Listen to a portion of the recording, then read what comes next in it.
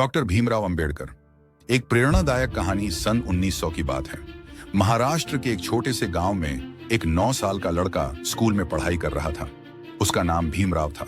वह बहुत होशियार था, लेकिन समाज उसे नीची जाति का कहकर भेदभाव करता था।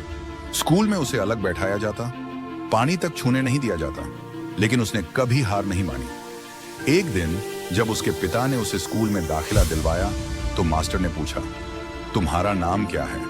उसने जवाब दिया, भीमा। मास्टर ने आगे पूछा, कौन सी जाति? अछूत। यह सुनते ही पूरी क्लास हंसने लगी। भीमराव को बहुत दुख हुआ, लेकिन उसने ठान लिया कि वह पढ़ लिख कर इस समाज को बदलेगा। समय बीतता गया। भीमराव पढ़ाई में इतना अच्छा था कि उसे अमेरिका और इंग्लैंड में पढ़ने का मौका मिला। जब वह विदेश गया तो उसने देखा कि वहां सभी को बराबर माना जाता है। वहां उसे कोई अछूत नहीं कहता था। उसने सोचा, अगर विदेश में सबको समान अधिकार मिल सकते हैं तो भारत में क्यों नहीं? भारत लौटकर उन्होंने जाति भेदभाव के खिलाफ लड़ाई शुरू की। उन्होंने महाड सत्याग्रह किया, जिसमें हजारों दलितों ने सार्वजनिक तालाब से पानी पीने का अधिकार मांगा। इसके बाद उन्होंने काका साहेब कालेलकर समिति और संविधान सभा में काम किया। सन 1947 में जब भारत आजाद हुआ तो उन्हें देश का पहला कानून मंत्री बनाया गया।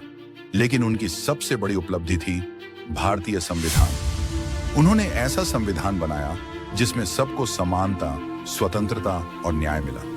अंबेडकर का सपना था कि भारत एक ऐसा देश बने जहां किसी के साथ भेदभाव न हो। उन्होंने अपने जीवन के अंतिम दिनों में बौद्ध धर्म अपनाया और लाखों लोगों को भी समानता का संदेश दिया। 6 दिसंबर 1956 को उन्होंने दुनिया को अलविदा कह दिया, लेकिन उनके विचार आज भी करोड़ों लोगों को प्रेरणा देते हैं। उनके संघर्ष और मेहनत की वजह से आज भारत में सभी को समान अधिकार मिले हैं। शिक्षित बनो, संगठित रहो, संघर्ष करो। यही उनका संदेश था और यही उनकी कहानी हमें सिखाती है।